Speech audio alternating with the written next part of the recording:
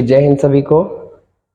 देखिए, हम लोग ऑर्गेनिक केमिस्ट्री का आज लेक्चर 2 करेंगे। और जैसा कि आप लोगों ने फर्स्ट लेक्चर देखा होगा, हम लोग चल रहे केमिस्ट्री इन एवरीडे लाइफ। और ये पूरी चैप्टर आपको मैं खत्म करके दूंगा, ठीक है। यूट्यूब पर आपको पूरा चैप्टर मिल जाएगा, बाकी देखा जाएगा आगे। तो आइए, पिछले लेक्चर में हम लोगों ने जो देखा था वो था किसके बारे में? ड्रग्स के बारे में। तो देखो, हम लोगों ने ड्रग्स के बारे में बताया था कि ड्रग्स का आणविक द्रव्यमान कम होता है। कितना होता है? 100 से 500 म्यू। और एक ऐसा रासायनिक पदार्थ है जो हमारे बॉडीज में जाता है तो किसके साथ अन्योन्य क्रिया करता है? लक्ष्य अणु के साथ, यानी औसत लक्ष्य के साथ, ड्रग्स टारगेट के साथ।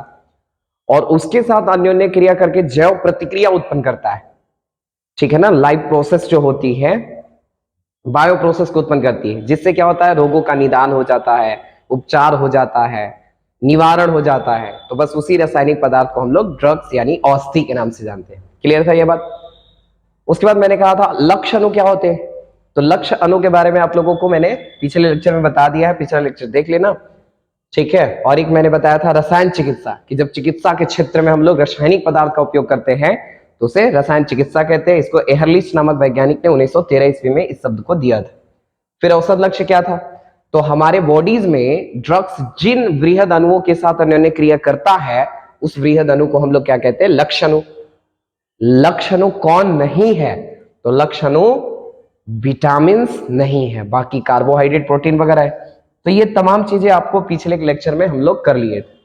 और हम लोग कुछ एनसीईआरटी के प्रश्न की बात कर रहे थे। तो देखिए, देखो, इस चैप्टर की खासियत है कि आप एनसीईआरटी के प्रश्न को अगर याद कर लेते हो, अगर एनसीईआरटी के प्रश्न आप इसके चैप्टर को कर लेते हो, तो समझ जाओ आपका सब्जेक्टिव क्वेश्चन हूबहू वही पूछ देगा। इस चैप्टर की खासियत है ऑर्गेनिक में, इसलिए एनसीईआरटी के क्वेश्चनों पर ज्यादा गौर करना है ना। एनसीईआरटी के प्रश्न इसलिए मैं लाऊं। बताओ, ये हो जाएगा आपसे रसायन चिकित्सा शब्द की परिभाषा? बिल्कुल ठीक।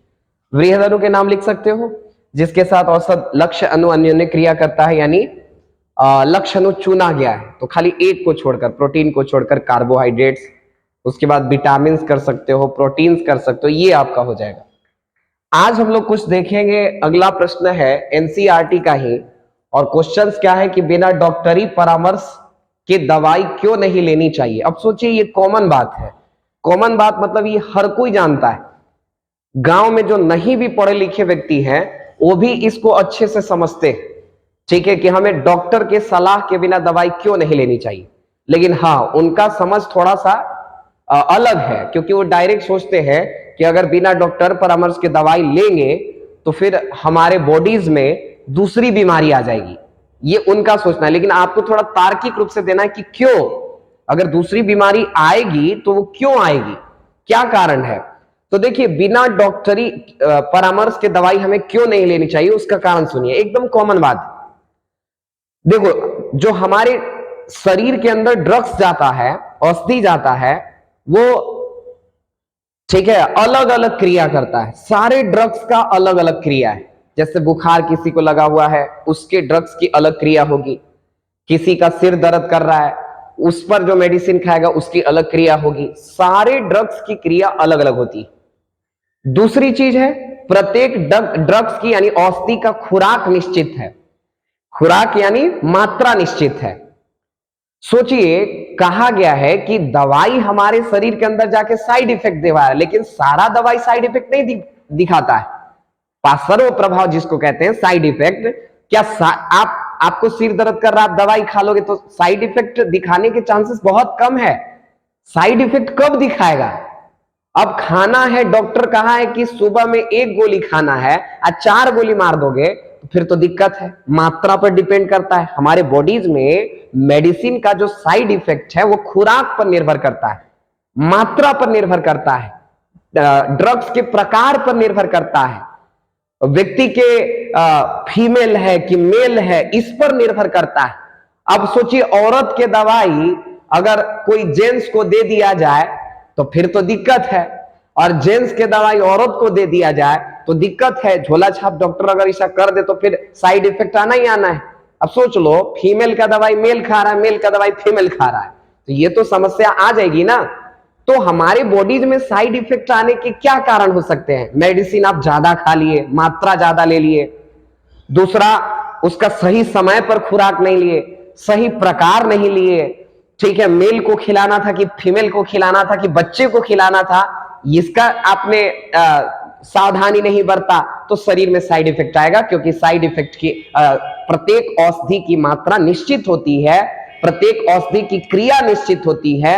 अगर हम आवश्यकता से ज्यादा मात्रा में ले लेंगे मेडिसिन, तो हमारे शरीर में विष की तरह कार्य करता है। साथ ही मेडिसिन जब शरीर के अंदर जाता है तो अलग अलग ग्राही पर कार्य करता है। सोचो, अलग अलग ग्राही पर कार्य करता है, और अगर एक मेडिसिन ढेर सारे ग्राही को ग्रहण कर लेगा तो साइड इफेक्ट आएगा। तो एनसीईआरटी के प्रश्न को आप ऐसे देख सकते हो कि प्रत्येक औषध की क्रिया यानी हमारे अंदर जा रहा है तो उसका एक्शन तथा मात्रा क्या होता है? निश्चित होता है। यदि औषध एक से अधिक ग्राही से जुड़ती है, यानी अगर हमारे बॉडीज में मेडिसिन एक से ज्यादा ग्राही से जुड़ जाती है, जुड़ना था एक से लेकिन जुड़ रहा है एक से ज्यादा से, तो क्यों जुड़ेगा? क्योंकि आपने मात्रा ज्यादा ले लिया है। तो मात्रा ज्यादा लेंगे तो एक से अधिक ग्राही से जुड़ जाएगा, तो यह पार्श्व प्रभाव यानी साइड इफेक्ट उत्पन्न कर सकती है औषध को अधिक मात्रा में लिए जाने पर। देखो क्या कह रहा है, औषध को अधिक मात्रा में जब ले लीजिएगा तो यह विष के समान कार्य कर सकती है, ठीक है। अतः औषध सदैव यानी दवाइयां जो है वह सदैव एक योग्य चिकित्सक के परामर्श करके लेनी चाहिए। झोला छाप डॉक्टर से बचिए और एक अच्छे योग्य चिकित्सक से मिलकर दवाई लीजिए, क्योंकि प्रत्येक दवा की क्रिया निश्चित होती है, मात्रा निश्चित होती है। अगर वह एक से अधिक ग्राही के साथ जुड़ गया तो आपके शरीर में साइड इफेक्ट उत्पन्न करेगा। अगर आप ज्यादा मात्रा में ले लिए तो फिर विष की तरह कार्य करेगा। तो ये एनसीईआरटी का आंसर इस प्रकार से देना है। अब देखो, अगला क्वेश्चन है कि हमें ड्रग्स को विभिन्न प्रकार से वर्गीकृत करने की आवश्यकता क्यों है? आप सोचिए, ठीक है, हम ड्रग्स को आगे चल के डिफाइन करेंगे, डिवाइड करेंगे, क्लासिफाइड करेंगे। तो ड्रग्स को क्लासिफाइड हम करेंगे, जैसे आप पढ़िएगा एंटासिड, ठीक है, एंटासिड, फिर आप पढ़िएगा एंटीहिस्टामिन, एंटीहिस्टामिन, फिर आप नाम सुने होंगे एंटीपायरेटिक, एंटीपायरेटिक, एंटीबायोटिक। तो सोचो, इतने सारे क्यों मेडिसिन का ग्रुप बना? मेडिसिन के इतने ग्रुप क्यों बनाए गए? अलग अलग ग्रुप क्यों बनाया गया? ठीक है ना, अलग अलग। आप ही सोचो ना, एक नॉर्मल कॉमन एग्जांपल लो, ठीक है, कॉमन एग्जांपल लो। तो कॉमन एग्जांपल क्या होता है कि आप अपना नोट्स केमिस्ट्री का, फिजिक्स का, मैथ का अलग अलग क्यों बनाते हो? सीधी सी बात है, अध्ययन में सुविधा के लिए, उपयोग करने में आसानी होगा, अध्ययन करने में आसानी होगा। बस भाई साहब वही बात है कि हमें ड्रग्स को अलग अलग क्लासिफाइड करना क्यों आवश्यक हो गया, हमने क्यों क्लासिफाइड किया?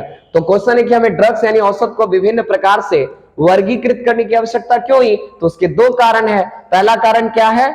तो औषधियों के उपयोग में सहायता मिलेगा। औषधि के उपयोग में क्या मिलेगा?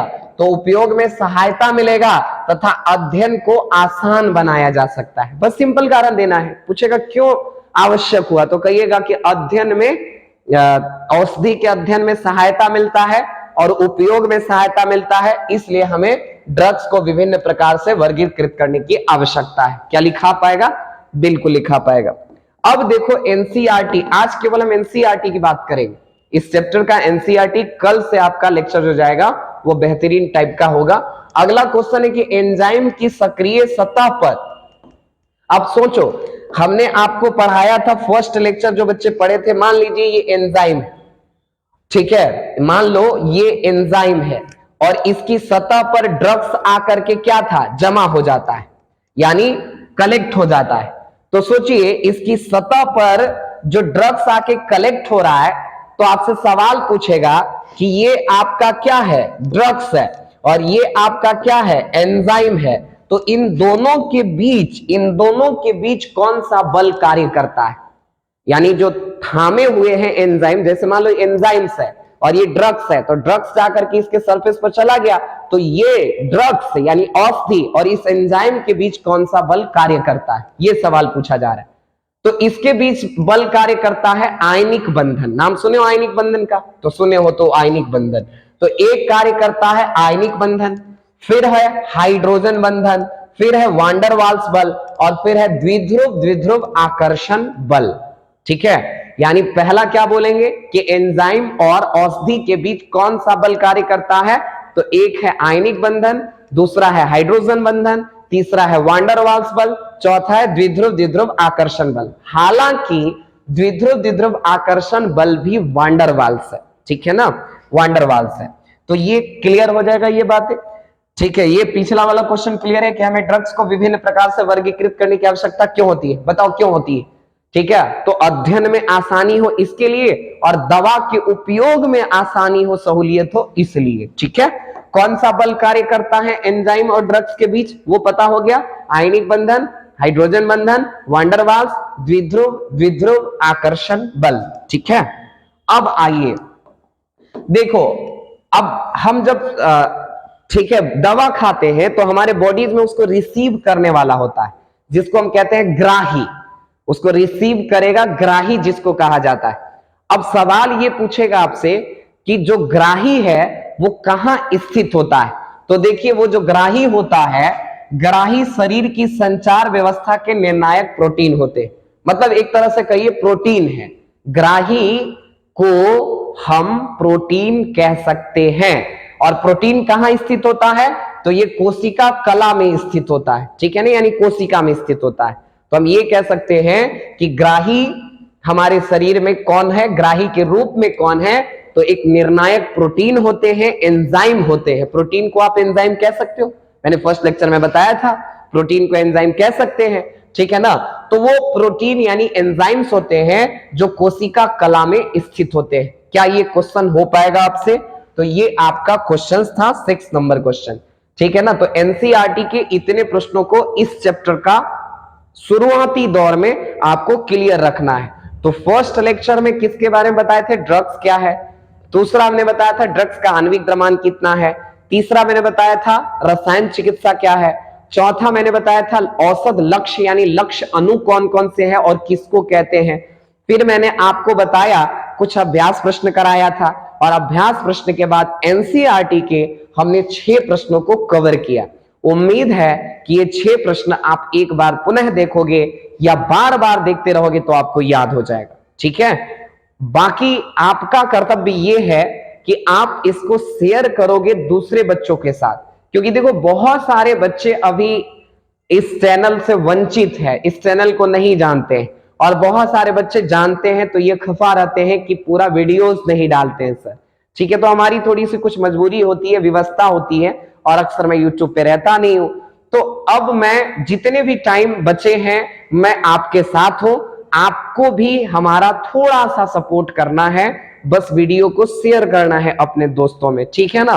बस इतना ही करना है, बाकी मैं पूरी कोशिश करूंगा कि एग्जाम तक आपके साथ रहूं, ठीक है। और पूरी कोशिश करूंगा कि आपके बोर्ड एग्जाम में जितना हमसे हो पाएगा मैं आपकी हेल्प जरूर करूंगा, ठीक है ना। जितनी हमारी कैपेसिटी है, जितनी हमारी क्षमता है, उस क्षमता के अनुसार मैं आपकी मदद करूंगा, ठीक है। बशर्ते आप भी एक काम करना, वीडियो को शेयर करना, ठीक है ना।